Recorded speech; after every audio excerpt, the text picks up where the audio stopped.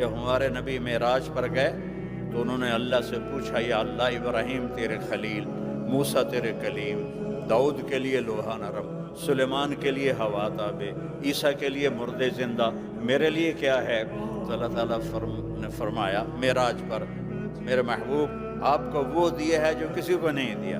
اولیس قد اعطیتک افضل من ذلک کلہ، آپ کو وہ دیا ہے جو کسی کو نہیں دیا۔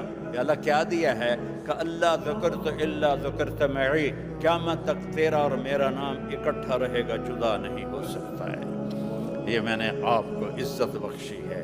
لفظ اللہ 4 حرف ہیں، لفظ محمد 4 حرف ہیں، لفظ احمد 4 حرف ہیں۔